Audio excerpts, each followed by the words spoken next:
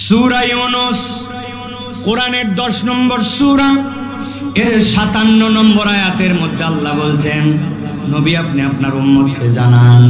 আল্লাহর নবীর প্রতি আয়াত আসলো, ইয়া আইয়ুহান নাস قد جاءتكم موعظة من ربكم وشفاء لما في الصدور।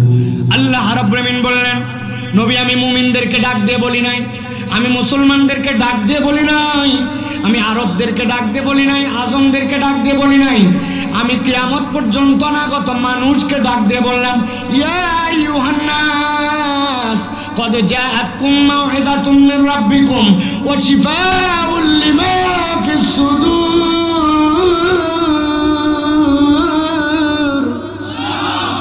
ও আমার হাবিব, আপনার কাছে আমি জানাই রাখলাম, কিয়ামত পর্যন্ত যত মানুষ আসবে আমি আল্লাহ বললাম, কদ জাআতকুম তোমাদের কাছে এসেছে মাউইযাতুম মির রাব্বিকুম আল্লাহর পক্ষ থেকে একটা মাউইযা।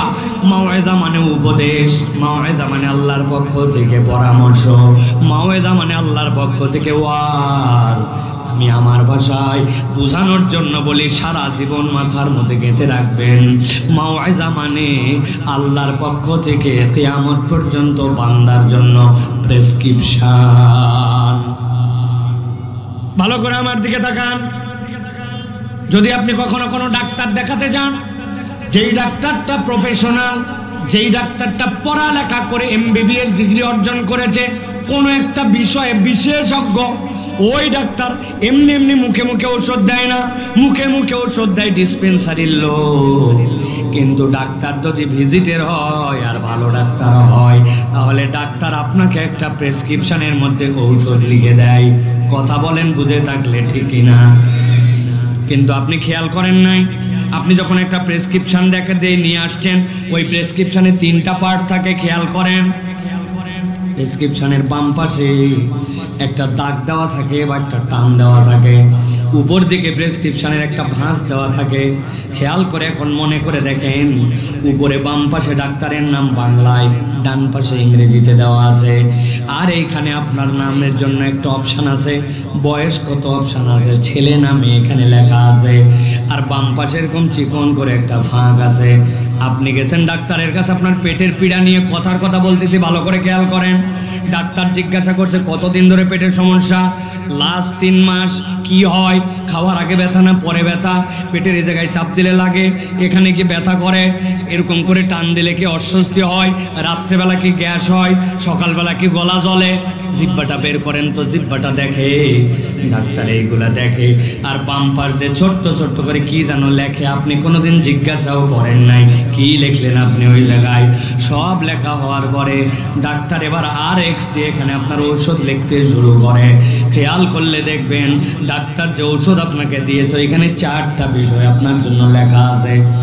1 নম্বর ঔষধের নাম দেওয়া আছে, 2 নম্বর ঔষধের পাওয়ার কত লেখা আছে, 3 নম্বর দেওয়া আছে ওষুধটা খাওয়ার আগে খাবেন না পরে খাবেন, আর 4 নম্বর লেখা আছে ওষুধটা চলবে কতদিন, 7 দিনের ডোজ নাকি 1 মাসের ডোজ নাকি 14 দিনের ডোজ। বুঝে থাকলে বলেন যে প্রেসক্রিপশনটা বুঝালাম। যদি ডাক্তার দেখায় থাকেন, প্রেসক্রিপশনের মধ্যে এরকম করে লেখা থাকে কিনা? কিন্তু এই যে বাম পাশে কি লেখা ছিল, ছোট ছোট করে ডাক্তার লিখে রাখলো, কি লিখলো এই জায়গায়, এইটা কোনোদিন চিন্তা করলাম না। ডাক্তার যদি পড়ালেখা করা হয়, ডেডিকেটেড ডাক্তার হয়, তাহলে বাম পাশে ডাক্তার আপনার যে রোগ আইডেন্টিফাই করছে, আপনার যে রোগটা ওনার মেডিকেল সায়েন্সে ধরা পড়ছে, আপনাকে বলে নাই, কিন্তু বাম পাশে নোট দিয়ে লিখে রাখছে যে এই রোগটা আমি মনে করে এই ঔষধগুলা দিলাম।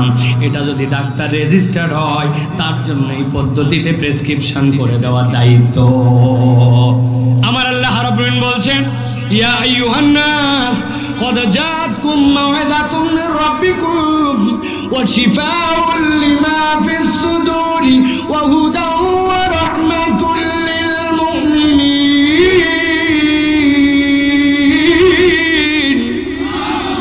আল্লাহ বলছেন, ও দুনিয়ার মানুষ, কিয়ামত পর্যন্ত যত মানুষ আসবে, আমি আল্লাহ রাব্বুল আলামিন তোমাদেরকে বললাম আল্লাহর পক্ষ থেকে এটা তোমাদের জন্য প্রেসক্রিপশন।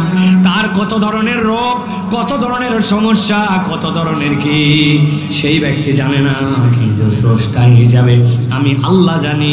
আমি জেনে বুঝে আমার বান্দাকে জানায় রাখলাম কিয়ামত পর্যন্ত তোমার যত রোগ তার জন্য ট্রিটমেন্ট এই কোরআনুল কারীম। সুবহানাল্লাহ।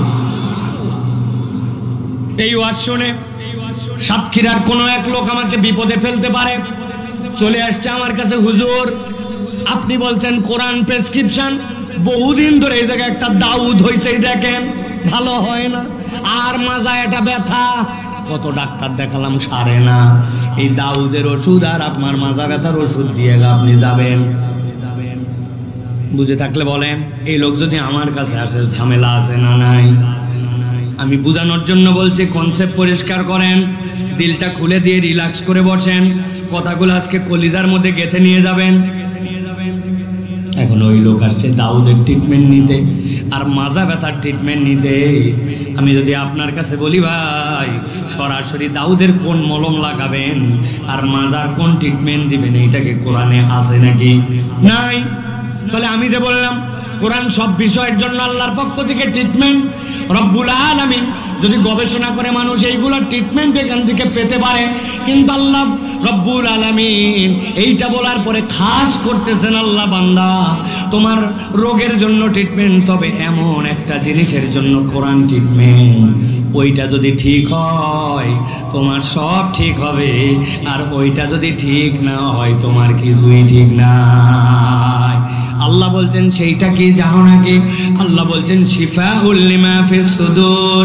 ও বান্দা আমার নবী তোমাদেরকে জানায় রাখলো, ইজা সলুহাত সলুহাল জাসাদু কুল্লু ওয়া ইজা ফাসাদাত ফাসাদাল জাসাদু কুল্লু আলা ওয়া হিয়াল কালব। দুনিয়ার তোমার সব ঠিক, কিন্তু তোমার অন্তরের ডাক্তারি করার দুনিয়াতে কেউ নাই। তোমার অন্তর যদি ঠিক হয় তুমি জান্নাতে যাওয়ার উপযুক্ত, ওই রোগ নাই। আর তোমার দুনিয়ার সব ঠিক আছে, কিন্তু তোমার অন্তর যদি রোগগ্রস্ত হয় তাহলে জান্নাতে যাওয়ার মতো তুমি ফিট নও, ঠিক না? ভালো করে বোঝেন, অন্তর যদি আপনার ঠিক না হয় আপনি আল্লাহর কাছে জান্নাতে যাওয়ার ফিটনেস পাবেন না। আপনি কতগুলা ঘেরের মালিক, আপনি কত টাকার মালিক, আপনার পাওয়ার কত, কতদিন ক্ষমতায় ছিলেন, কি পরিমাণ বাহাদুরি দেখাইছেন, দুনিয়ায় কয়টা বাড়ি, কয়টা নারী, চেহারা কেমন, এইগুলো একটাও জান্নাতে যাওয়ার কারণ নয়। আল্লাহ বলতেছেন জান্নাতে যাওয়ার কারণ হচ্ছে তোমাদের মধ্যে থেকে ওই ব্যক্তিগুলার ওই যোগ্যতা। আল্লাহ বলতেছেন যেই মানুষগুলা আল্লাহকে কতটুকু ভয় করে এই মানদণ্ডে উন্নীত হবে তারাই জান্নাতে যাবে। আর জান্নাতে যাওয়ার মানদণ্ডে উন্নীত হওয়ার জন্য অন্তরটা কোরআন দিয়ে ঠিক হতে হবে। অন্তর ঠিক না হলে ওই ব্যক্তির জান্নাতে যাওয়া সম্ভব নয়। ঠিক না? কত লম্বা লম্বা মানুষ দেখছেন আপনারা, কত বেটে বেটে মানুষ, কত সাদা মানুষ, কালো মানুষ দেখছেন না ভাই? আরে কত লম্বা আপনি দেখছেন কত জায়গায়। আমি বলি দুনিয়ার একটা সেরা লম্বা মানুষ আমি দেখছি একবার হজে যাওয়ার পরে আব্বা আমাকে বলে দিয়েছে 2005 সাল, আজ থেকে প্রায় 20 বছর আগে, ছোট্ট মানুষ তখন আমি, বলছে বাবা খবরদার যদি তওয়াফ করার সময় কেউ পায়ে ঘুতা লাগায়, গায়ের মধ্যে ঘুতা লাগায়, পিছন দিকে তাকাবা না, কারণ এই জায়গায় কেউ ইচ্ছা করে ঘুতা দিবে না। কিন্তু তুমি যদি পিছনে তাকাও তাইলে ওই লোককে তুমি একটা তলব করতেছো যে তুমি আমারে ঘুতা মারলে কেন, মনে কষ্ট পাবে সে। আমিও এইগুলো সব আমল করতেছি, মানুষের দিকে যতই ঘুতা লাগুক যাই লাগুক, কিন্তু আমি কোনোভাবেই পিছনে তাকাবো না, এই নিয়ত করে আমি তওয়াফ করতেছি। কিন্তু কি আশ্চর্য, এক লোক কোত্থেকে জানে আসছে, আসার পরে যতক্ষণ আমি তওয়াফ করি আমার এই গালের মধ্যে খালি হাত দিয়ে ঘুতা মারে। বাঙালি সব গুতা সহ্য করতে পারে, দুইটা সহ্য করতে পারে না। একটা হচ্ছে তুই যাইখানে মারিস মার, তুই আমার গেডি ধরলি কেন, ঠিক কিনা? ঘাড় ধরলি কেন, লাথি মারবি পাছায় মার, ঘাড় ধরলি কেন, কথা ঠিক কিনা? আর 2 নম্বর তুমি যেখানে যেখানে মারো গালে থাপ্পড় মারলে কেন, গালে মারলে আমাদের মেজাজ আসমানের উপর উঠে যায়, ঠিক কিনা?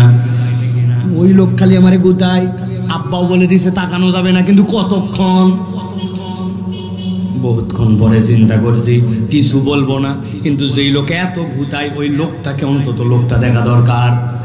আমার ঘুতা বুঝে আমি ডান দিকে তাকাইছি, তাকায় দেখে ঘুতা খাই কিন্তু লোক নাই। কিরে লোক নাই কেন? তাকায় দেখে আমি যে তাকাইছি উনার ইহরামের কাপড় ভিতর দিয়ে উনার পেট দেখা যায়। উপর দিকে তাকায় দেখে আমার থেকে 2.5 হাত উঁচু। আসলে ওই লোক আমাকে একবারও ইচ্ছা করে ঘুতা মারে নাই। ওই লোকের তুলনায় আমি এমন বাটুর মাটু, ওই লোক স্বাভাবিক এরকম করে চললেই আমার হাতে। আরেকবার খেলা হচ্ছে, টিভির মধ্যে দেখি কি রে, হেলমেটের ভিতর দিয়ে মাঝে মাঝে একটু লাইট জ্বলে আবার বন্ধ হয়। চিন্তা করলাম হেলমেটের ভিতর আবার কেমনে লাইট জ্বলে। অনেকক্ষণ পর খেয়াল করে দেখি যেই প্লেয়ার হেলমেট পরে আছে ওই বেটা সুইংগাম চিবায়, আর মাঝে মাঝে যখন দাঁত বের হয় তখন আলো জ্বলে। ওয়েস্ট ইন্ডিজের প্লেয়ার দেখছেন এরকম কালো ভাই। আমি বোঝানোর জন্য বলছি আপনি কত ধলা কত কালা, আপনি সমাজে কত দাম, কত আপনার প্রভাব প্রতিপত্তি, আপনার সন্তান কয়টা, জমি কয় বিঘা, বাংলাদেশের মুসলমান না আফ্রিকা, এইগুলা একটাও আল্লাহর কাছে জান্নাতে যাওয়ার কারণ বা বারণ নয়। আল্লাহ বলতেছেন আল্লাহর কাছে জান্নাতে যাওয়ার কারণ হচ্ছে কোরআন দিয়ে তোমার অন্তরটা জান্নাতে যাওয়ার উপযুক্ত হয়েছিল কিনা। কোরআনওয়ালা জান্নাতি, কোরআন যদি না থাকে জান্নাতে যাওয়ার সুযোগ নাই। ইন্না আকরামাকুম ইনদাল্লাহি আতকাকুম। একটা উদাহরণ দিব, তরুণ যুবক যারা আছো যাদের বয়স এখন পর্যন্ত 40 হয় নাই, হাত উঁচু করো তো ভাই। 40 যাদের হয় নাই হাত জোরে তোলো। ভালো করে এটা মুখস্থ রাখো, দেখো তো মিলে কিনা। বুঝে থাকলে হ্যাঁ না বলা লাগবে, আর না বুঝে থাকলে চুপ করে থাকবে। কথা খেয়াল করো। একদিন পেপার পড়তেছে সাতক্ষীরার এক ছেলে। পেপার পড়তে পড়তে হঠাৎ করে দেখে পেপারের মধ্যে বিজ্ঞাপন আসছে বাংলাদেশ সেনাবাহিনীতে লোক নিবে, তবে জেনারেল পিপুল না, সেকেন্ড লেফটেন্যান্টে লোক নিবে। আপনি যদি সৈনিক পদে ঢোকেন, যত প্রমোশন হোক আপনার ওয়ারেন্ট অফিসারের উপরে আপনি জীবনে উঠতে পারবেন না। লাস্ট প্রমোশন আপনার ওয়ারেন্ট অফিসার। কিন্তু আপনি যদি সেকেন্ড লেফটেন্যান্টে কমিশন র্যাঙ্কে ঢোকেন, যদি কপাল ভালো থাকে কোনোদিন বাংলাদেশ সেনাবাহিনীর প্রধানও হয়ে যেতে পারে, ব্রিগেডিয়ার হতে পারে, কর্নেল হতে পারে। প্রাথমিক নির্বাচনের জন্য যোগ্যতা 4টা। কয়টা? আমি তো মুরব্বীদের উত্তর শুনতে চাই না।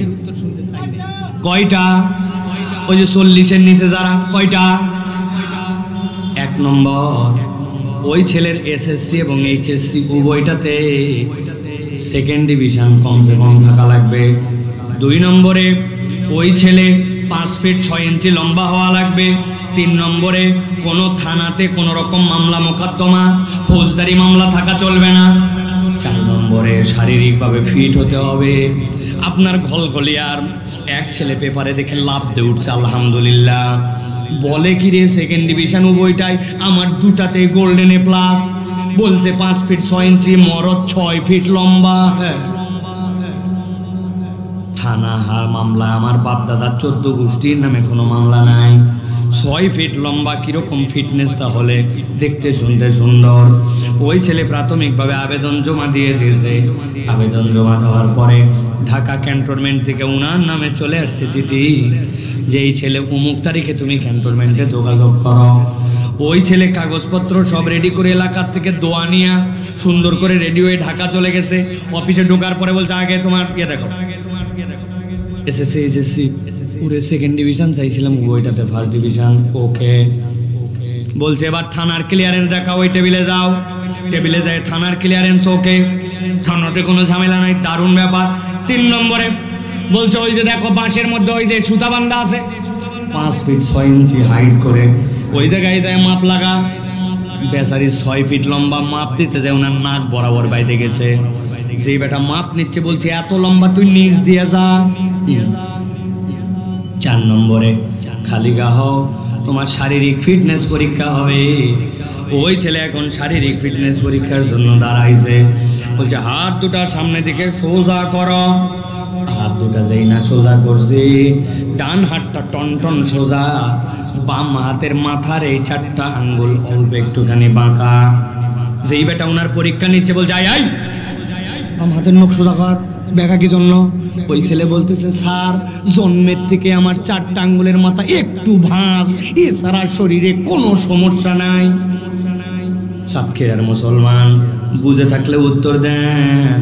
6 ফিট লম্বা, থানা ক্লিয়ারেন্স আছে, উভয়টাতেই গোল্ডেন এ প্লাস, বুকটা 40 ইঞ্চি, শরীরটা বিশাল বড়, কিন্তু বাম হাতের 4টা আঙ্গুলের মাথা কেবল একটুখানি ভাঁজ।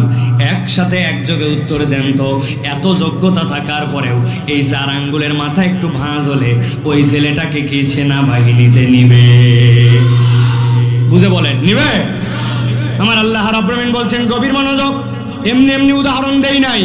আল্লাহ বলছেন ইয়া আইয়ুহান নাস কদ জাআতকুম মাওয়াযাতুম মির রাব্বিকুম ওয়া শিফাউন লিমা ফিস সুদুরি ওয়া হুদান ওয়া রাহমাতুল লিল মুমিনিন।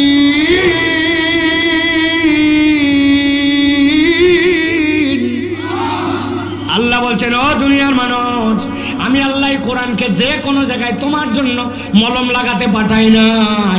বান্দা তোমার অন্তর যদি দিনের দিকে মাইল না হয়, অন্তর যদি কোরআনওয়ালা না হয়, অন্তর যদি ইসলামের পক্ষে না হয়, ইসলামের আইনের পক্ষে না হয়, আল্লাহর দ্বীনের পক্ষে না হয়, তুমি যেই রকমই হও না কেন, হয়তো রাত্রেবেলা ঘোষণা দিবে 70 রাকাত তাহাজ্জুদ পড়ি, ফজরের নামাজের পরে যাই নামাজ নিয়ে দৌড়াদৌড়ি করি, কিন্তু ইসলামের পক্ষের লোকদেরকে ফাঁসি দিতে আবার তার হাত কাঁপবে না।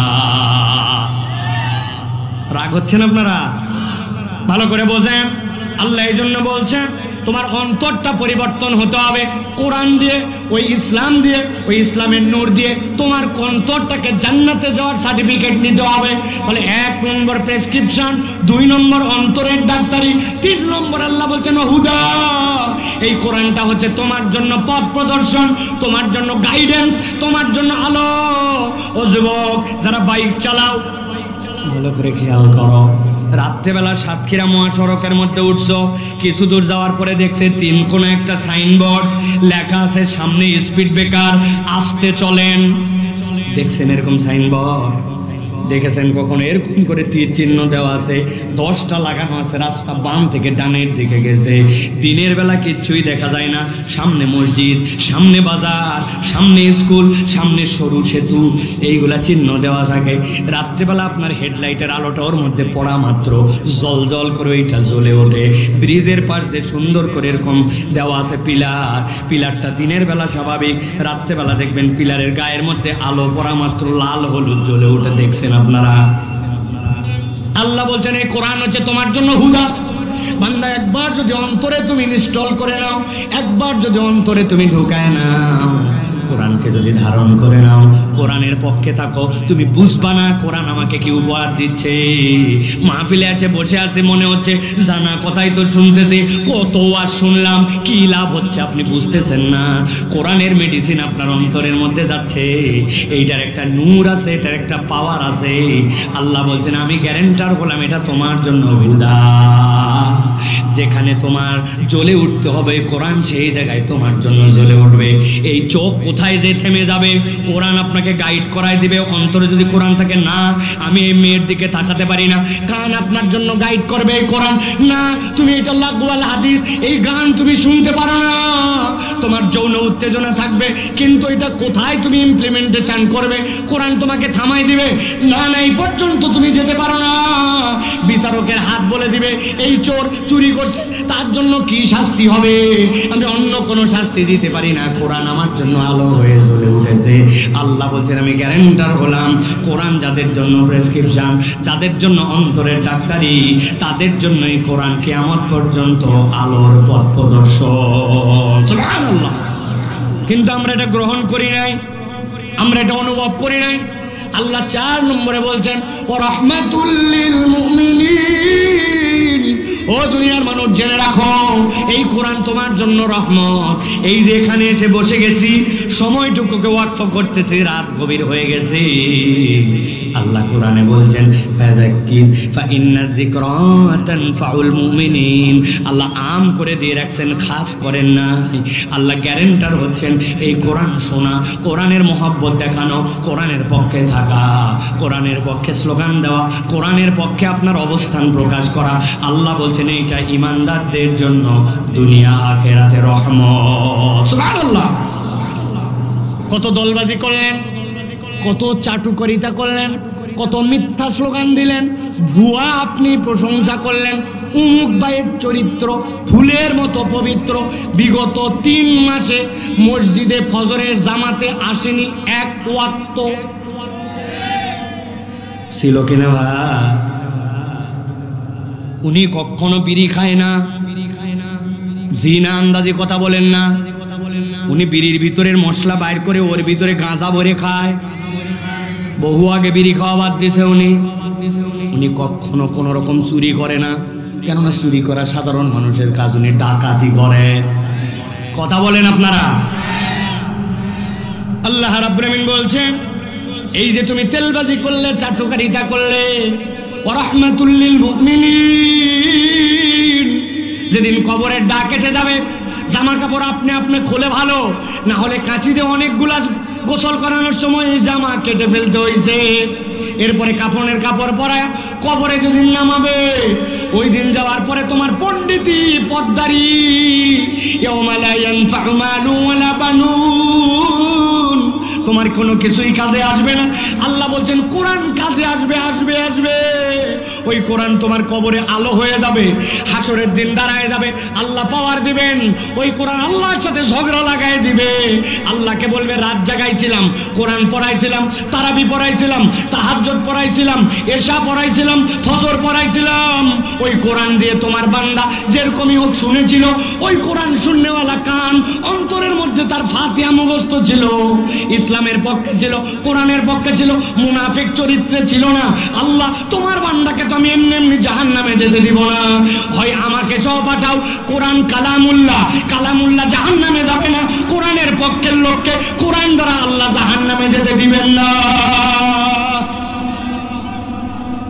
ভালো করে মনে রাখেন, আমি আমার ভূমিকার কথা আপনাদেরকে বলতেছি। তাহলে কোরআনের পক্ষে থাকলে, কোরআন শুনতে আসলে কমসে কম কয়টা লাভ মনে থাকবে তো?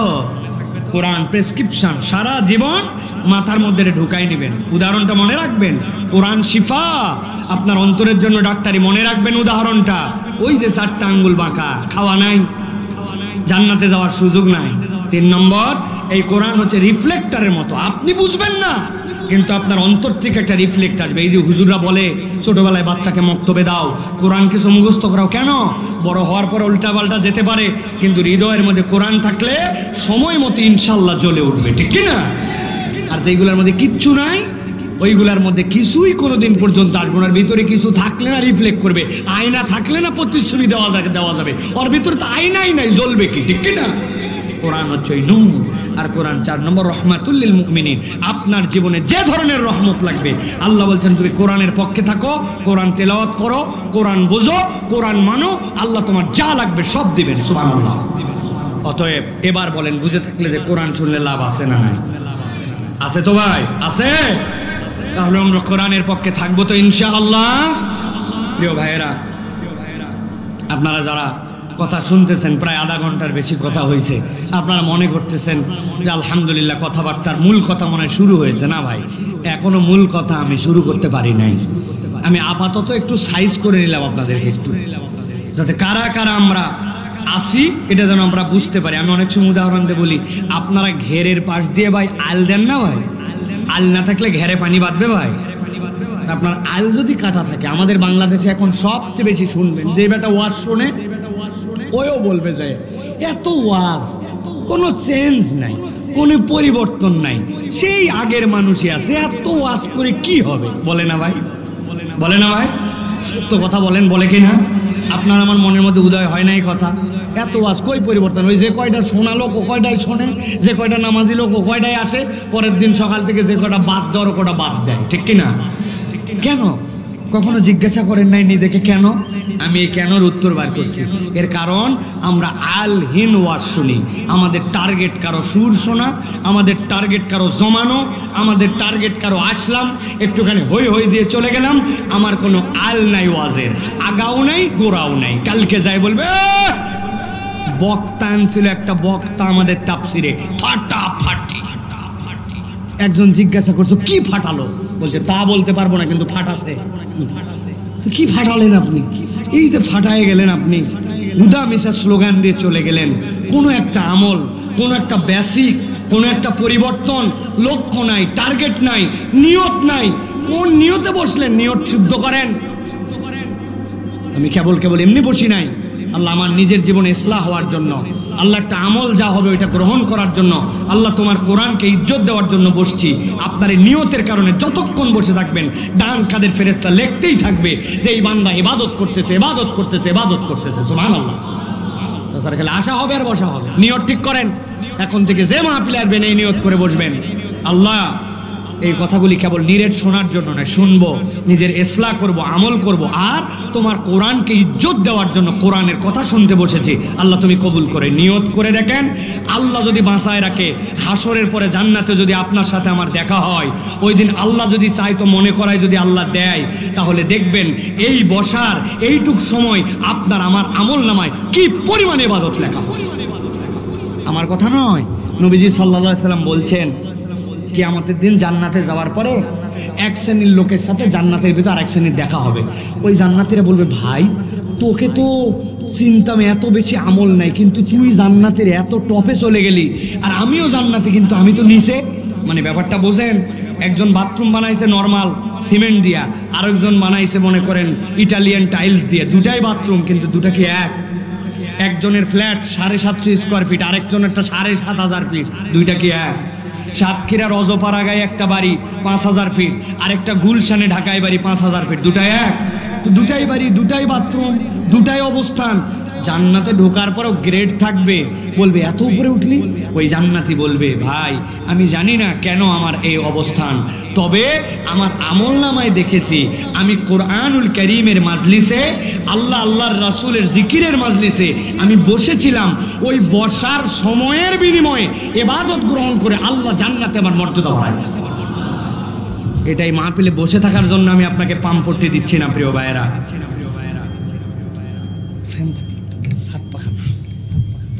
প্রিয় ভাইয়েরা, তাহলে আমরা কোরআনুল কারীম থেকে আজকে কিছু কথা শুনে যেতে চাই। রাজি আছেন তো আপনারা? আছেন ইনশাআল্লাহ? প্রিয় ভাইয়েরা, তবে আমার মাহফিলের মূল শ্রোতা কিন্তু মুরব্বীরা না। আমি সব জায়গায় বলে থাকি আমার মাহফিলের মূল শ্রোতা হচ্ছে ইয়াং যারা, তরুণ যারা। আজকে আপনারা যে পরিমাণ আসছেন, মেয়েরা এর থেকে দ্বিগুণ আসছে। তা মেয়েদের জন্য কিছু কথা বলতে হবে ইনশাআল্লাহ। তা আপনারা আসেন ইনশাআল্লাহ? কারা কারা আছেন একটু দেখি, দুই হাত উঁচু করেন। সবাই হাত উঁচু করবেন না, আগে হাত নামান, হাত নামান। যাদের হাতে কোনো ভেজাল নাই, ঝামেলা নাই, গিরিজ মোবাইলের কোনো টেনশন নাই, হাত আল্লাহর দেওয়া, মোবাইল আল্লাহর দেওয়া, গিরিজগুলো আল্লাহর দেওয়া, এরকম হিম্মত যাদের আছে তারা হাত দুটা টান টান করে সোজা করেন। হ্যাঁ, শক্ত করেন, শক্ত। আরেকবার কষ্ট দিব, হাত নামান। এবার হাত খালি তুলবো না, এবার ডাইনে বামে একটু তাকায়ও দেখবো আল্লাহর কোন বান্দাগুলা হাত তুলতে পারে নাই। আমরা একটু দেখে নিব জাস্ট, খালি একদম আস্তে দিবেন, একদম স্লো। রেডি সবাই? তরুণরা, যুবকরা, ডাইনে বামে, দাঁড়ানো বসা, সবাই রেডি তো ভাই?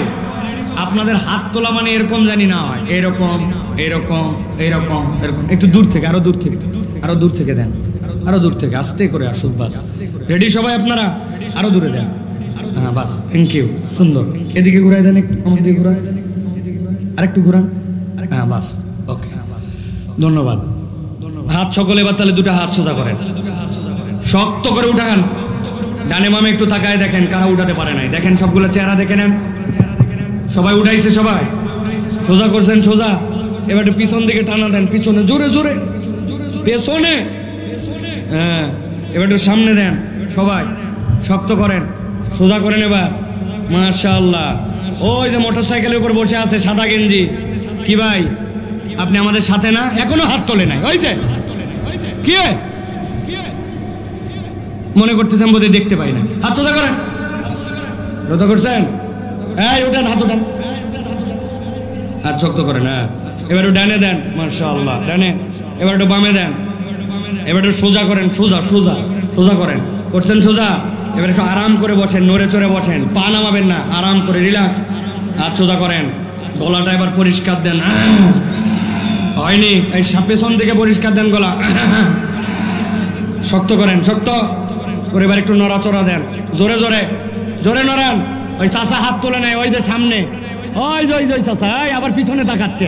আপনি আপনি ওই যে খয়েরি কালারের। হ্যাঁ, সোজা করেন, শক্ত করেন। করছেন সবাই? এবার শক্ত করে হাত সোজা করেন, সোজা সোজা।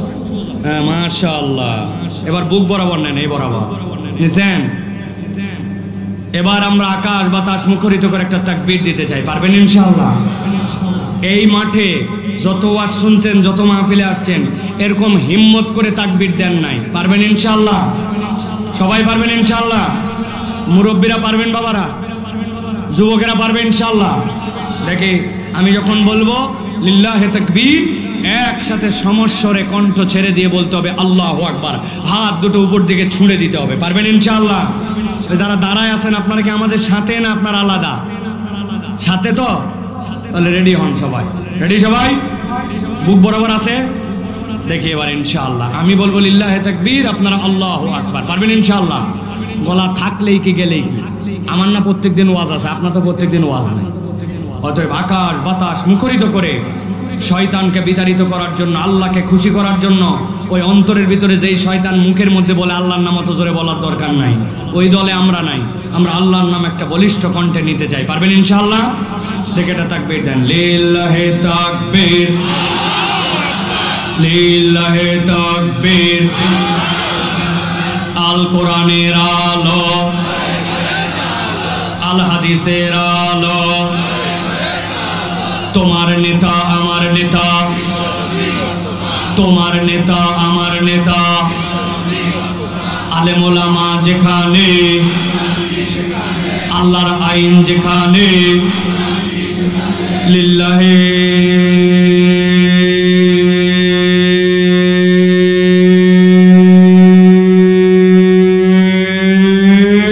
তাকবীর।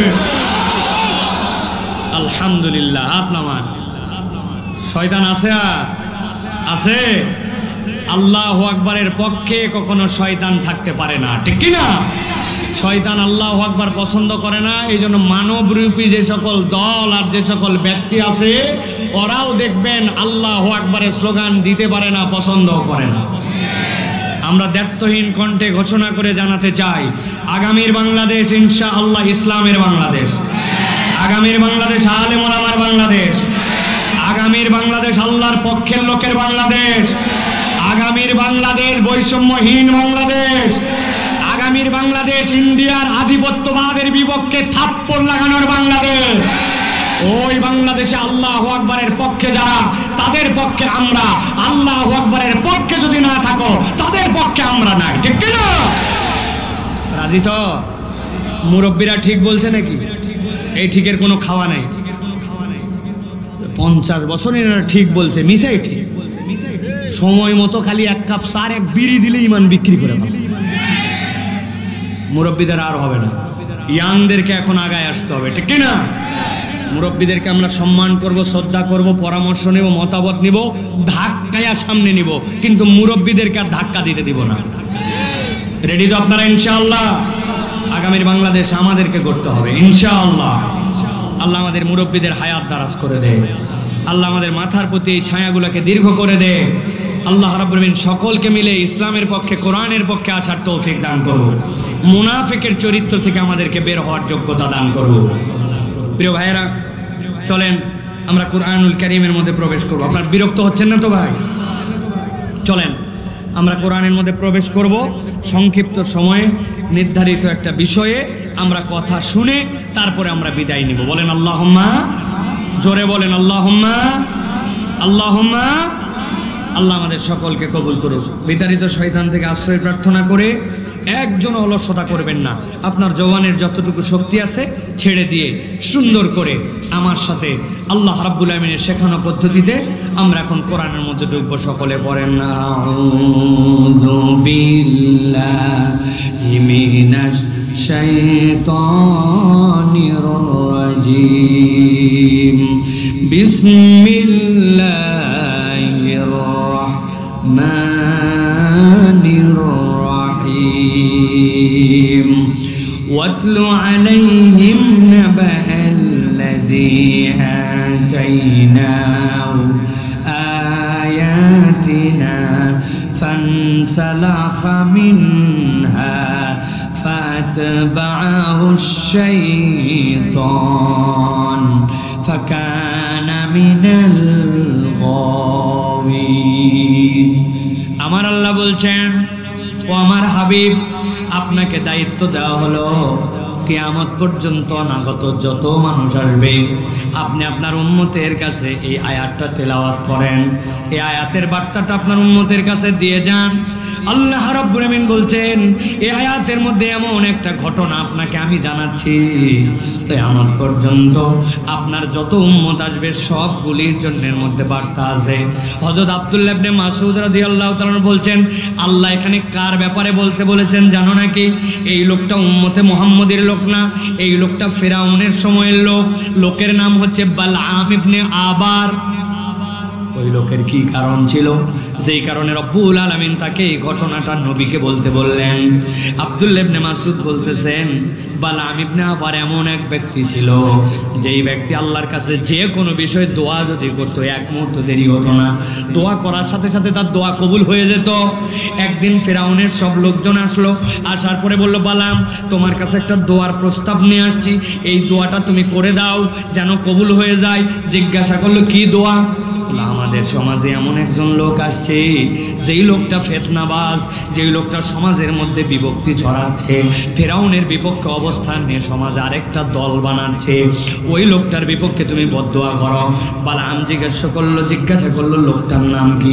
বলছে লোকটার নাম হচ্ছে মুসা।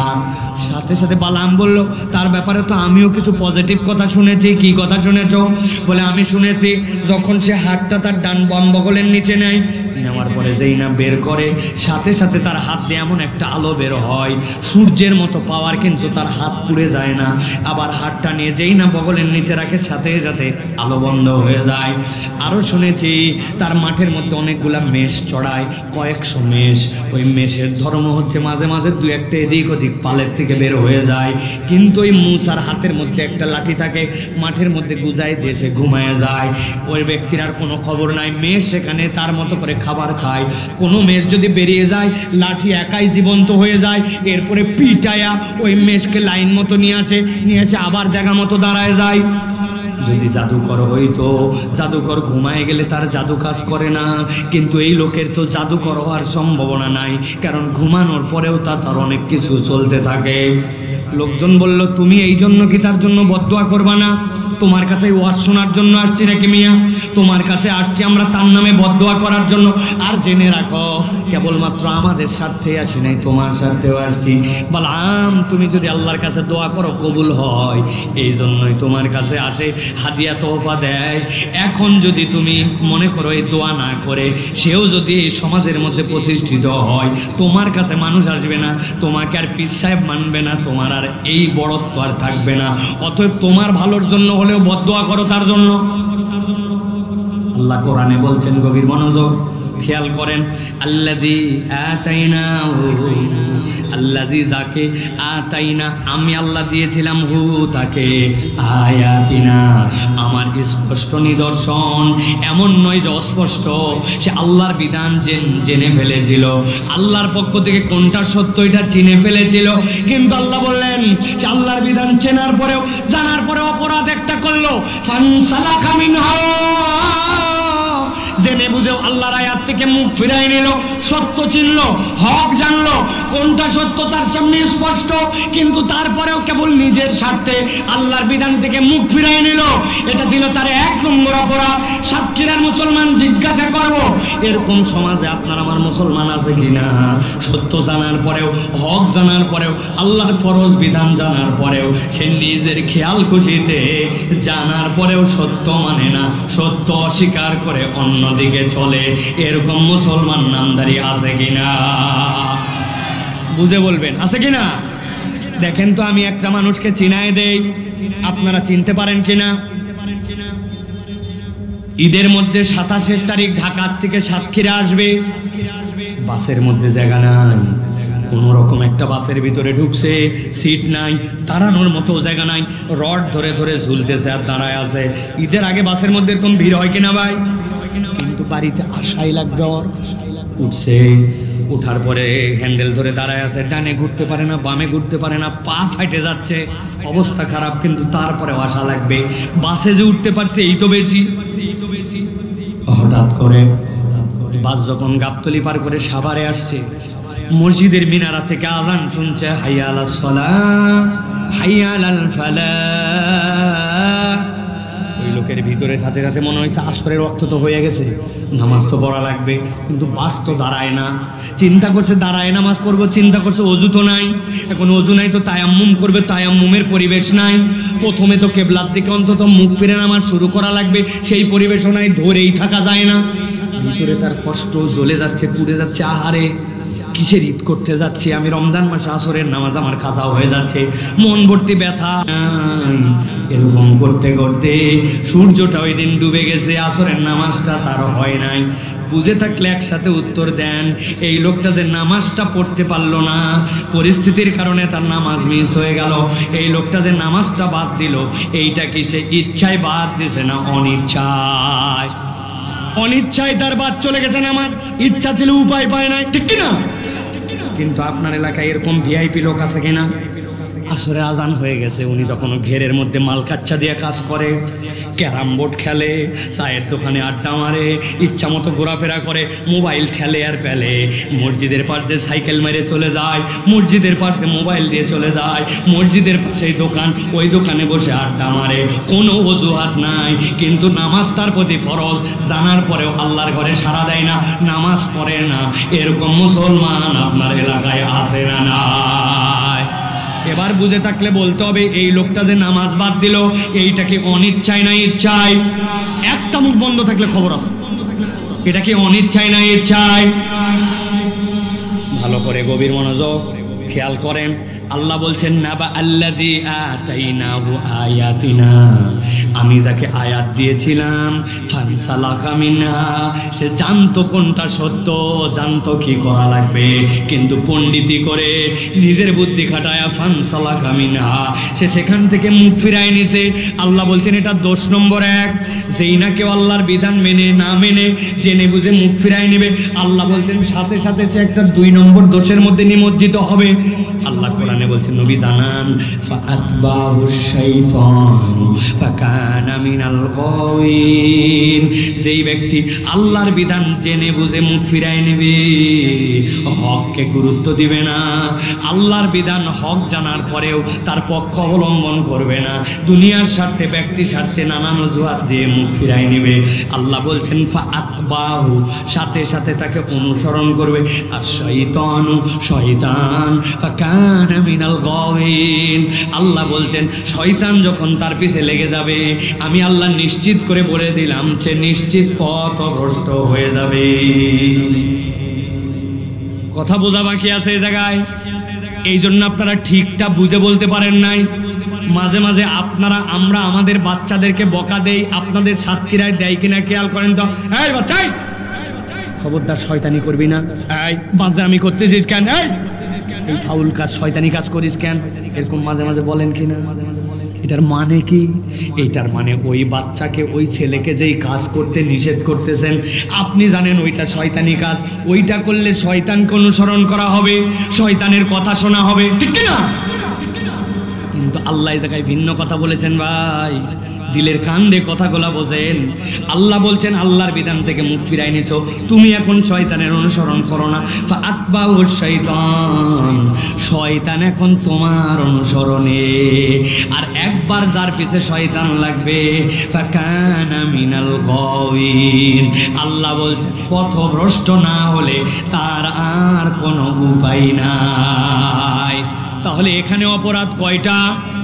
যুবকরা বলো কয়টা? জোরে বলেন কয়টা? আল্লাহ বলছেন নবী আপনি সামনে বাড়ান, চলেন সামনে দিকে একটু আগাই।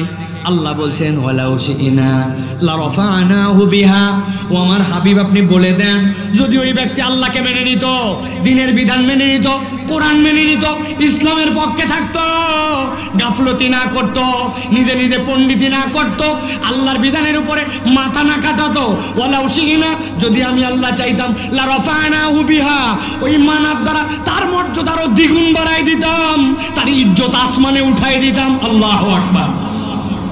কিন্তু আল্লাহ বলছেন আগে তো দুইটা অপরাধ করছে, ও আমার হাবিব এইটুকুতে থেমে থাকে না, সে আরো দুইটা অপরাধে নিজেকে জড়িত করেছে। এবার একসাথে বলেন, আগে ছিল দুইটা অপরাধ, পরে আরো দুইটা অপরাধ, তাহলে টোটাল অপরাধ কয়টা? সবাই বলে নাই কয়টা? হাতগুলা নিচে নামান, এরকম করে রেডি করবেন, ডান হাত বের করে দেখাবেন, একসাথে হাত তুলে টোটাল অপরাধ কয়টা? যারা হাত তোলেন নাই আরেকটা সুযোগ দিলাম, হাত নামান, একসাথে হাত তোলেন, টোটাল অপরাধ কয়টা? শেষ সুযোগ দিলাম, আমি অন্তত 10-15 জন দেখছি তারা হাত তোলে না, আমি একদম চেহারা বলে দিতে পারবো। একসাথে বলেন আবার, টোটাল অপরাধ তাহলে কয়টা? হাত নামান। অনেকেই চিন্তা করছে করতে এক হুজুর নিয়ে আইছে, খালি হাত তোলো হে। এর কারণ আছে ভাই, অধিকাংশ আমাদের ওয়াজ বাড়িতে যায় না, সব ওয়াজ মাঠে থাকে। বক্তা খানিকক্ষণ ওয়াজ করে, খানিকক্ষণ গরম মারে, খানিকক্ষণ গজল গায়, খানিকক্ষণ কি গল্প শোনায়, আবার শেষে বলে আজকে ওয়াজ শেষ করতে পারলাম না, আবার যদি দেখা হয় ইনশাআল্লাহ শেষ করব, মানে আগামী বছরের দাওয়াত কনফার্ম। আমি কোনো বক্তার সমালোচনা করতেছি না, বুঝানোর জন্য বললাম আমার টার্গেট আজকের ওয়াজ মাঠে থাকবে না, বাড়িতে যাওয়া লাগবে, ঠিক না?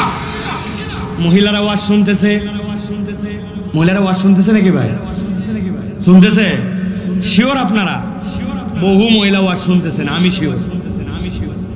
আসছে, আসার পরে দেখে ছোটবেলায় একটা মেয়ের সাথে দেখা হয়েছিল, ওর আবার বিয়ে হয়েছে, ওর আবার বাচ্চা হয়েছে, তুই মরজি না, তোর আবার বিয়ে হয়েছে, তোর আবার শোল। এই যে গল্প উঠছে, ওর ননদ শাশুড়ি, এই কাহিনী করতে করতে ওয়াজ শেষ। আছে না ভাই? আবার অনেকে কোলে করে একটা রেডিও চ্যানেল আনছে, কারোটা 11 মাস বয়স, কারোটা 2 বছর। আসার পরের থেকে ওই খালি বাকি লোকের ওয়াজ শোনা শেষ। আছে কিনা ভাই? মহিলারা আসে অনেক আবেগ নিয়ে, কিন্তু ওয়াজটা মন দিয়ে শোনে না, বাড়িতেও নিয়ে যায় না, ঠিক কিনা? মা বোনদেরকে আমরা দেখতে পাচ্ছি না, কিন্তু আল্লাহ আপনাদেরকে দেখতে পাচ্ছেছে। এই ওয়াজের মধ্যে নারী পুরুষ সবাই আছে। তাহলে মা বোনেরা বলেন তো আল্লাহকে হাত দেখায়া যে তাহলে টোটাল অপরাধ আল্লাহর নবীকে দিয়ে আল্লাহ জানাতে বলছেন কিয়ামত পর্যন্ত মানুষের জন্য কয়টা? একসাথে সবাই হাত তুলবেন, টোটাল অপরাধ কয়টা? আলহামদুলিল্লাহ, হাত নামান। তাহলে আগে ছিল একটা জেনে বুঝে আল্লাহর বিধান অস্বীকার করা, মনে আছে তো? 2 নম্বর শয়তান তার পিছনে লেগে যাওয়া। এবার চলেন সামনে বাড়াই। আল্লাহ বলছেন ওয়ালাউ শিনা লারফানাহু বিহা, যদি আমি আল্লাহ চাইতাম তার মর্যাদা আসমানে উঠাই দিতাম। ওয়ালাকিন্নাহু আখলাদা ইলাল আরদ, ওই ব্যক্তির 3 নম্বর অপরাধ, ওই ব্যক্তিটা নিরেট দুনিয়াদার হয়ে গেছে। আরবিতে খুলদুন মানে এমন চতুষ্পদ জন্তু যারা ঘাস খায়, খড় খায়, পানি খায়, সব সময় তারা মাটির দিকে মাথা নিচু করে থাকে, মাঝে মাঝে কাল্লা উঁচু করলেও ওর জমিনমুখী সব সময়। ওই প্রাণীগুলার সব সময় মাটির দিকে মুখ নামায় রাখে। এরকম প্রাণী চিনেন ভাই? গরু চেনেন না? ছাগল চেনেন না? আল্লাহ বলছেন আরবিতে এদেরকে খুলদুন। কিন্তু আল্লাহ বলছেন এই দুনিয়ায় কত মানুষ আছে হালাল হারামের বিবেচনা করে নাই। আল্লাহ রাব্বুল আলামিনের হুদুদকে মানে নাই। ওই ব্যক্তিরা আখলাদা ইলাল আর ওর কেবল দুনিয়া চায় আর দুনিয়া যায়, দুনিয়ার স্বার্থে সে যা ইচ্ছা তাই করছে, সত্যকে মিথ্যা বানাইছে, মিথ্যাকে সত্য বানাইছে, ভুয়া সাক্ষী দিতেও সমস্যা বোধ করে নাই। পড়ালেখা করে বিচার বোঝার পরেও 2 নম্বর বিচার করতে তার হাত কাঁপে নাই। আল্লাহ বলছেন ওয়ালাকিন্নাহু আখলাদা ইলাল আরদ। আপনার আমার এলাকাও এরকম লোক আছে, চেনেন আপনারা ভাই? চেনেন? দুনিয়ার স্বার্থে যা ইচ্ছা তাই করতে পারে, আল্লাহ আল্লাহ রাসূল ধুত্তুরি এইগুলাকে গোনেই না, আছে কি না? আমি 2-1 জনকে চিনি, ঈদের সময় 2-1 জনের সাথে আপনাদেরও দেখা হয়েছিল, দেখেন তো চিনেন কিনা। কাপড় কেনার জন্য এক দোকানে গেছিলেন, যাওয়ার পরে কাপড় পছন্দ হয়েছে, দোকানদার হঠাৎ করে বলতেছে দাম কত, শোনার পরে বলছে আপনার মতো চেনা লোক বলে কেনা দামে দিলাম, বাপ দাদার জন্মে আপনাকে দেখেনি, আপনাকে বানাইছে চেনা লোক, 1000 টাকা আপনার কাল্লা কেটে ফেলছে, বলছে কেনা দামে দিলাম। আছে কিনা ভাই? ওর দোকান হালাল, ব্যবসা হালাল, কাপড়ও হালাল, মুনাফা করাও হালাল, কিন্তু দুনিয়ার সামান্য একটু স্বার্থের জন্য টন টন করে মিথ্যা কথা বলে, এরকম মুসলমান আছে কিনা? আছে? মসজিদের মধ্যে নামাজ পড়ে, কিন্তু সকালবেলা কোদাল নিয়ে যখন মাঠে কাজ করতে যায়, লোকজন জিজ্ঞাসা করছে বাবাজি এত ফজর বেলা কই যাও চাচা? কই বাবা রোদ উঠলে আর কাজ করতে পারি না, মাথা গরম হয়ে যায়, এই জন্য জমির একটু আল কাটতে যায়, আমার ঘেরের একটুখানি আল সমান করতে যায়। আসলে টার্গেট ভিন্ন, ওর সাথে যার ঘের লাগানো, ওর সাথে যার ভুঁই লাগানো, ওই পারের লোক এখন আল কাটে পারে নাই, উনি কোদাল দিয়ে আল কাটার নাম করে 4 আঙ্গুল একটু জমি ঠেলতে যায়, সাতক্ষীরাই না। ভালো করে বোঝেন, 1 বিঘা জমি আপনার হালাল, এই 4 আঙ্গুল আপনি মাত্র ঠেলছেন, ওই 4 আঙ্গুলে ধান যদি লাগান সর্বোচ্চ আপনার 5 কেজি ধান হয়েছে, আর এদিকে আপনার 20 মণ ধান হয়ে গেছে, ওইটার খাজনা নাই, খারিজ নাই, দাড়ি টুপিওয়ালা, কিন্তু লোভ সামলাতে পারে নাই, কোদালের কোপ যে দিছে, ওই 4 আঙ্গুল হারাম তার জন্য, ওই লোক নামাজ পড়ে আল্লাহ মানে, তারপরেও দুনিয়াদার হয়ে যাওয়ার কারণে লোভ সামলাতে পারে নাই। আছে কিনা? কত মুরব্বী আছে যায় দেখেন, বুড়া হয়ে গেছে, হজ করে আসছে, কিন্তু এখন পর্যন্ত বোনের জমি ফেরত দেয় নাই। বোন জমি চাইতে আসলে বলে বোন রে, ভিটার জমি ভাগ নেওয়া লাগে না, সংসারে বরকত হয় না, বদমাইশ নম্বর 1। এইরকম কতগুলা বুড়া দাড়িওয়ালাও আমাদের সমাজে আছে কিনা? বোনকে ঘুরায়, এখন পর্যন্ত জমি দেয় না, অথচ হজ করা শেষ, বাপ বলে গিয়েছিল আমি মরার পরে ইনসাফ মতো বন্টন করে দিস। আল্লাহ বলছেন ওয়ালাকিন্নাহু আখলাদা ইলাল আরদ। দেখতে মানুষ মানুষ মনে হলেও আল্লাহ বলছেন এরা চতুষ্পদ জন্তুর থেকেও নিচে। ভালো করে বোঝেন, এটা 3 নম্বর অপরাধ, গভীর মনোযোগে খেয়াল করেন।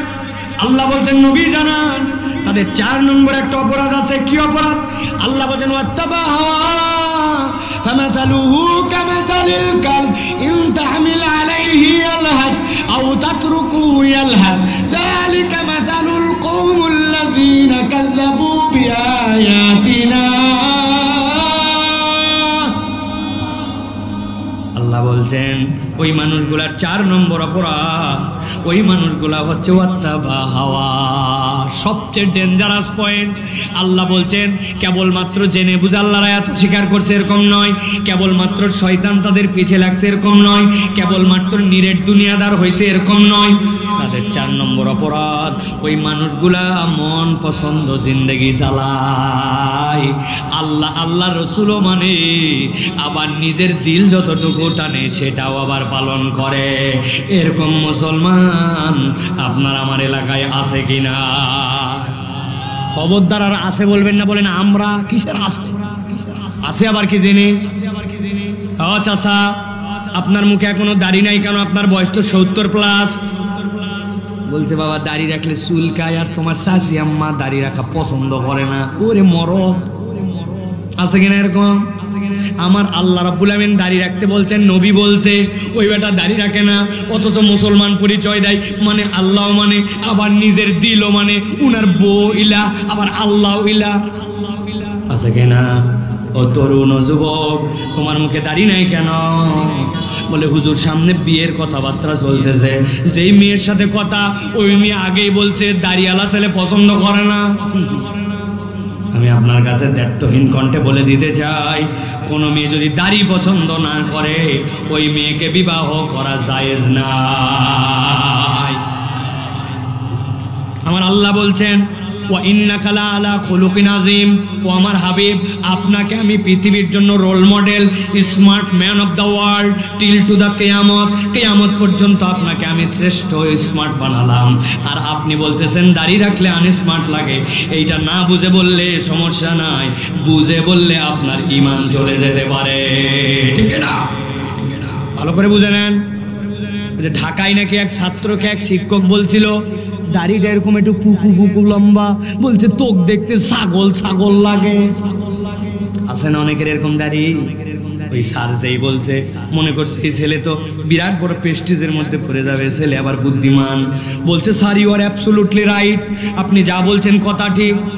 তোক করলাম আমি অপমান, আর তুই বলতেছিস কথা ঠিক, ব্যাপারটা কি? বলছে স্যার আমার যা আছে আপনি তো তাই বলছেন, তবে আমারও একটা মনের কথা আছে, আপনি সাহস দিলে বলবো। বলছে বল কি বলবো? বলে আমার দাঁড়ি এরকম ছাগলের মতো জন্য আপনি বলছেন আমাকে দেখলে ছাগল ছাগল লাগে। আপনার কথার সাথে আমি শতভাগ একমত, তবে আপনার চেহারার দিকে আমি যতবার তাকাই ততবার আমার কুত্তা কুত্তা লাগে। কুত্তার মুখে দাঁড়িয়ে আছে ভাই, আপনি কেমনে তাহলে ওয়াত্তাবা হাওয়া? আপনি আল্লাহকেও মানেন, আবার আপনি আপনার মন পছন্দ জীবনও চালান। এরকম মুসলমান আছে কিনা?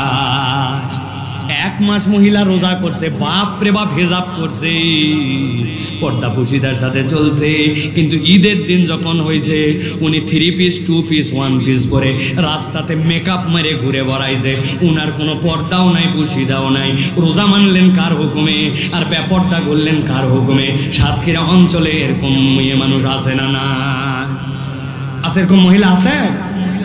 মাহফিলে আসছে ওয়াজ শোনার জন্য, মা আসছে হাত মোজা পরে, পা মোজা পরে, মুখ ঢাকায়া, সাথে একটা 18 বছর ধরে নিয়ে আসছে, উনি খালি পরে আসছে 3 পিস পরে। জিজ্ঞাসা করছে আরে বেটি তোমার বয়স 60 বছর হয়েছে, তোমার পর্দার বিধান হালকা, আর যে বেটির পর্দা করা লাগবে তার অবস্থা কেন? বলতেছে বেশি বকাবকি করো না, আমিও বিয়ার পরে পর্দা ধরছি, বেটিও বিয়ার পরে পর্দা ধরবেনি। আছে কিনা এরকম? আছে কিনা? আপনি কোনটা আল্লাহর হুকুম আপনি বুঝলেন না। ওয়াত্তাবা হাওয়া, আল্লাহ বলছেন তুমি তোমার মনকেও ইলা বানাইছো, আবার আল্লাহকেও মানো। এইরকম টাউট মার্কা মুসলমান নারী পুরুষ আছে কিনা? আবার বলে আছে, বলেন আমরা এত বড় দাড়িওয়ালা, আসরের নামাজের পরে চায়ের দোকানে বসে পান খাইছে একটা হাকিমপুরি বাবা, খিলাল করতেছে। এমন সময় এক লোক যায় বলছে ভাই 1000 টাকা হাওলাত দেন, বাচ্চাকে ডাক্তার দেখানো লাগবে। বলছে ঝামেলা পাকাস না, হাতে টাকা নাই। বলছে আমি যে কত বড় বিপদে আপনি জানেন না, বাচ্চার ট্রিটমেন্টের জন্য 1000 টাকা দেন হাওলাত। বলছে বললাম হাতে টাকা নাই। ওই ছেলে বলছে চাচা আমি না বুঝে আপনার কাছে আসি নাই, বাবা রে জেনে বুঝে আপনার কাছে আসছি। আজকে বুধবার 1000 টাকা দেন, আল্লাহ মাসালা আগামী রবিবার 1250 টাকা নগদ ক্যাশ রিটার্ন। মুরব্বী বলতেছে বেকুব কোথাকার, মানুষের হাতের টাকা থাকে নাকি? বাড়ির চল।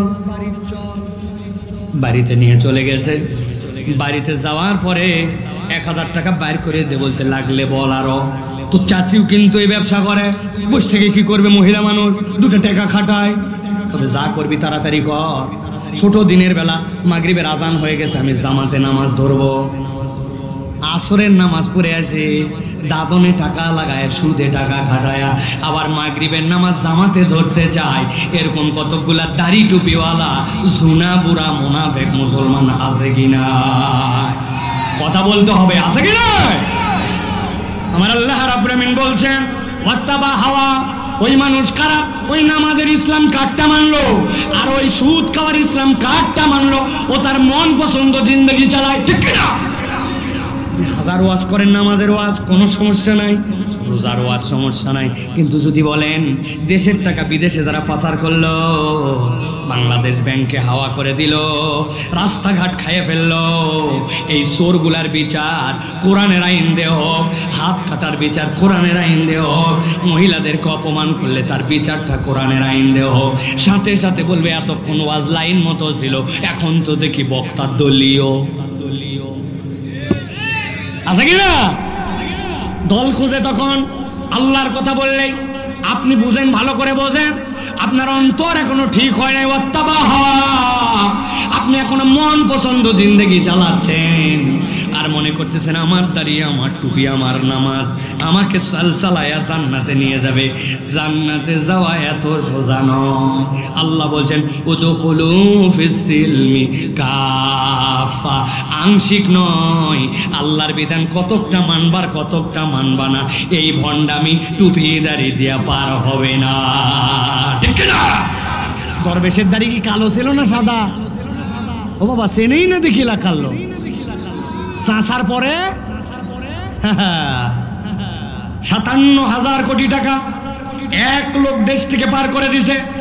কথা বলতে ভয় মা আব্দুল্লাহ সাইফুল্লাহ আজকে 5 আগস্টের পরে এই কথা বলতেছে না, বিগত 12 বছর একইভাবে জুমার মঞ্চে বসে বসে এই কথা বলছে আল্লাহর জন্য।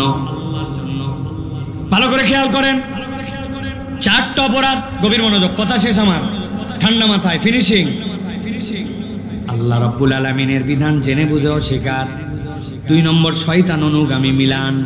3 নম্বরে নিরেট দুনিয়াদার, দুনিয়ার জন্য যা ইচ্ছা তাই করতে পারে, হালাল হারাম মানে না, আল্লাহর হুকুমের তোয়াক্কা করে না।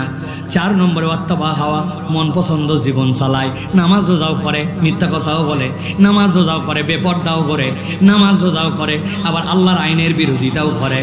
আল্লাহ বলছেন ওয়াত্তাবা হাওয়া। আল্লাহ বলছেন এই 4 অপরাধ যার মধ্যে আছে, নবী আপনি জানায় দেন আল্লাহর কাছে তার জন্য একটা উদাহরণ আছে। আল্লাহ বলছেন ফামাযালু কামাযালিল কালব ইন তাহমিল আলাইহি ইয়ালহাস আও তাতরুকুহু ইয়ালহাস যালিকা মাসালুল কওমিল্লাযীনা কাযযাবু বিআয়াতিনা।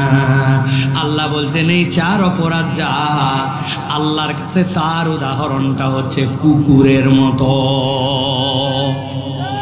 কার মতো? ভালো করে বলেন, কার মতো? হয় নাই, একসাথে বলেন আমার মতো, কুত্তার মতো। এদগাম করে বলতে হবে, কুত্তার মতো। লাস্ট একটা সুযোগ দিব, যারা বলে নাই ছেলে মেয়ে সকলে বলেন তার উদাহরণ আল্লাহর কাছে কুকুরের মতো। কার মতো? কালকে এখানকার লোক যায় বলবে কি বক্তা আনছিল, কুত্তাও বলাইছে 5 বার। ভাইরে এমনি এমনি বলাই নাই, কারণ আছে।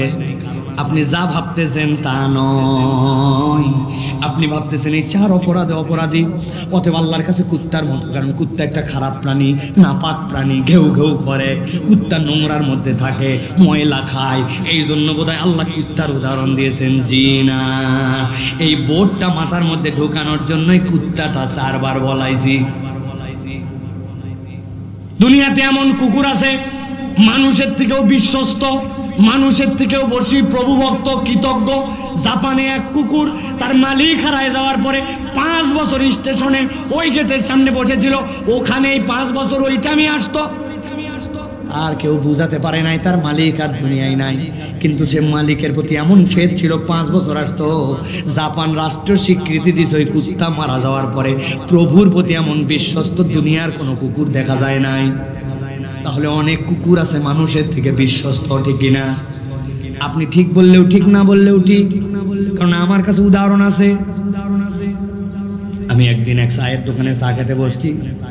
চা খেতে বসার পরে আমি বহু জায়গায় এটা বলি, আমার চায়ের সাথে কিছু ডুবাই খাওয়া লাগে, এটা বদ অভ্যাস।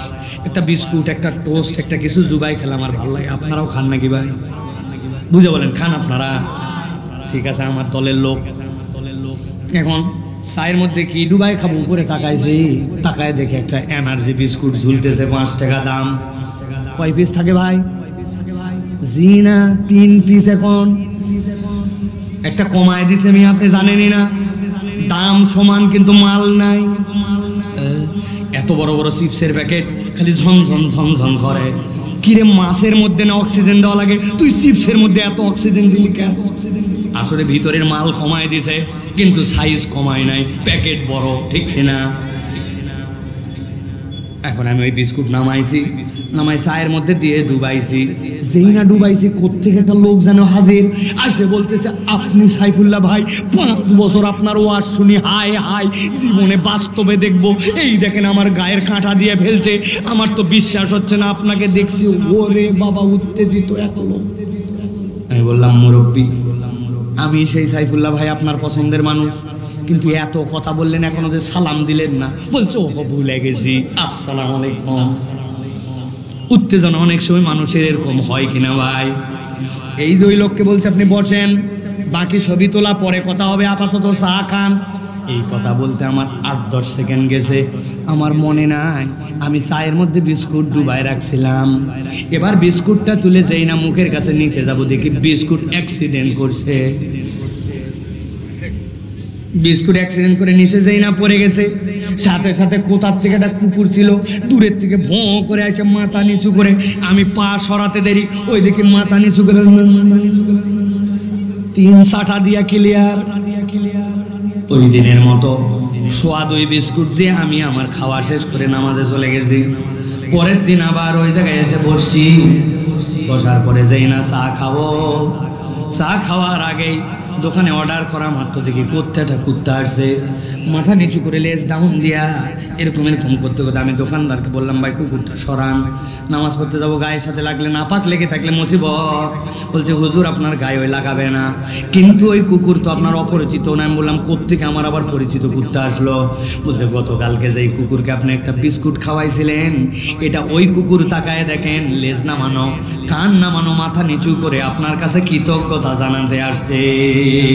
আমি সাতক্ষীরার মুসলমানের কাছে প্রশ্ন রাখতে চাই, যেই কুকুর মাথা নামায় আজকে কৃতজ্ঞতা জানায়, লেজ নামায় আমার কাছে বিনয় প্রকাশ করে, ওই কুকুরকে কি গতকালকে আমি বিস্কুট খাওয়াইছিলাম নাকি বিস্কুট পড়ে গেছিল?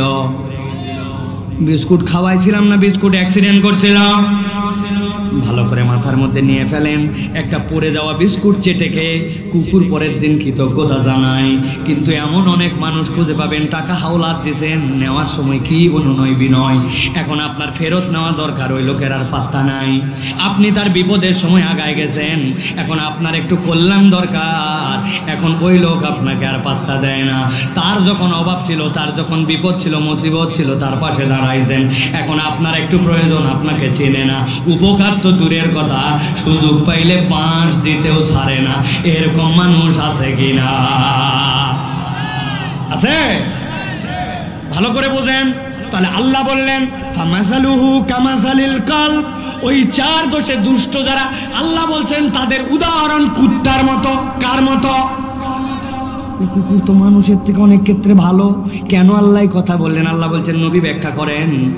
আল্লাহ বলতেছেন ইনতাহমিলা আলাইহি আও তাতরুকহু ইয়ালহাজ যালিকা মাসালুল কওমিল্লাযীনা কাযাবু বিআয়াতিনা। ও আমার হাবিব জানায় রাখেন, কুকুরের একটা চরিত্র আছে। কুকুরের পিঠে কেউ বোঝা চাপায় না, কিন্তু কুকুরকে যদি কেউ বোঝা চাপায় তাও হাঁপায়।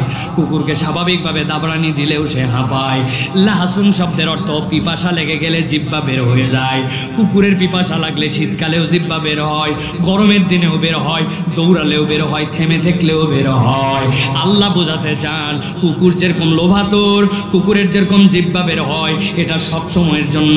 কুকুর যেরকম অস্থির, আমি আল্লাহ তোমাকে জানায় রাখলাম, তুমি যেই হও না কেন, আল্লাহর বিধান যদি জেনে বুঝে অস্বীকার করো, শয়তান তোমার অনুগামী হয়, নিরেট দুনিয়াদার হও। আর তোমার যদি নিজের মন পছন্দ জীবন চালাও, আমি আল্লাহ গ্যারেন্টি দিলাম, দুনিয়া আখেরাত তোমার জীবনটা ওই কুকুরের মতো অস্থির আর কুকুরের মতো অভাবযুক্ত হবে। হিসাব মিলান। ঠিকঠাক বলার দরকার নাই। আপনার আমার জীবনে স্থিরতা নাই, চাই আরো চাই, চাওয়ার কোনো শেষ নাই, যত পাই আরেকটু চাই। কথা ঠিক না? হুজুরও বাদ নাই, সবার জীবনের কম। আমার তরুণরা ভাবতেছে হুজুর আপনার ওয়াজ রাখেন তো, দুনিয়া এখন updated modern world, 5G world, 6G world. এখন একটু অস্থিরতা থাকবে, দেখেন না টাওয়ারের কারণে ডাবের ভিতরের পানি চলে যাচ্ছে, তো মানুষ তো একটু অস্থির হবে। আমার কথাও তাই, দুনিয়ার জীবন না একটু অস্থির পার করলাম, কিন্তু আল্লাহ কেবল দুনিয়ার জীবনের কথা বলেন নাই। মানুষের একদিন খাটলি নামক যানবাহন তার সামনে এসে যাবে, মৃত্যু হয়ে তার এই জিন্দেগিটা পার হয়ে যাবে, কবরের জীবন শুরু হয়ে যাবে।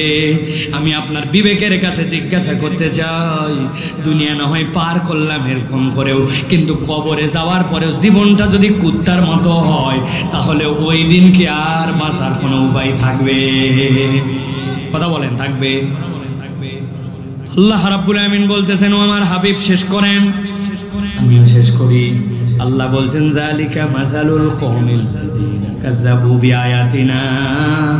এটা সব কওমের জন্য উদাহরণ নয়, এটা ওই কওমের জন্য উদাহরণ যাদের কাছে আল্লাহর আয়াত আসার পরেও, বুঝানোর পরেও, রাত 12:15 পর্যন্ত ওয়াজ করার পরেও, তারপরেও বাড়িতে যেয়ে বলবে আল্লাহর আয়াত না মানলে কি হয়।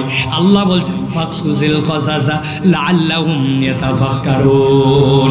হাবিব আপনাকে দায়িত্ব দিলাম, আপনি কি ইচ্ছাটা জানাই দেন, ঘটনাটা বলে দেন, আশা করা যায় তারা চিন্তা ভাবনা করবে।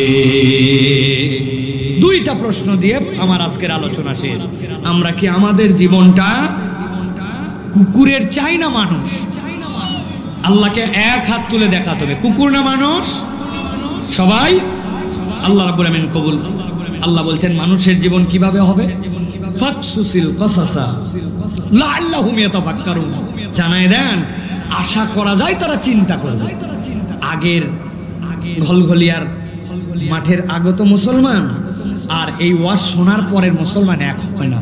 লাআল্লাহুম ইয়াতাফাক্কারুন, আশা করা যায় তারা চিন্তা করবে। তাহলে আমরা চিন্তা ভাবনা করে আমাদের আগামীর পদক্ষেপ ফেলতে যদি রাজি থাকি, তাহলে আল্লাহকে লাস্ট কষ্ট করে দেখাই, আল্লাহ আমরা চিন্তাশীল হিসাবে যেতে চাই। রাজি আছি ইনশাআল্লাহ? কি চিন্তা করব? জেনে বুঝে আল্লাহর আয়াত অস্বীকার করব না, শয়তানের অনুসরণকারী হব না, ইচ্ছা মতো মন পছন্দ জিন্দেগি চালাবো না। তাহলে চাই কি কুকুর না মানুষের জীবন? মানুষ। তাহলে মানুষ চিন্তা করে চলবে ইনশাআল্লাহ। আমাদেরকে কবুল করেন। বহুতবার আপনাদেরকে হাত উঠাইছি, গভীর রাত পর্যন্ত বসায় রাখছি, অনেক কথা মুখ দিয়ে জোর করে বের করছি। এগুলো একটাও আমার জন্য নয়, সকলের জন্য, যাতে করে আজকের আলোচনার পরে আমার এলাকায় বেনামাজি কমে, মিথ্যা বন্ধ করে, বউকে গালি দেয় যেই লোকেরা, মুখটাকে যেন হিসাব করে চলে, চোখ দিয়ে হারাম দেখে, ওর মোবাইলগুলো যেন ডিলিট করে, কান দিয়ে যেন গান শোনা হয় না, ইসলামের পক্ষে যেন আমার হৃদয়ের নিবেদন অন্তর থেকে আসে, এই টার্গেটে আমি এই কথা কয়টা বলেছি। আল্লাহ আমাদের আজকের আয়োজন, আজকের এই মহান উদ্যোগকে আল্লাহ রাব্বুল আমিন কবুল করেন, বলেন আল্লাহুম্মা আমিন।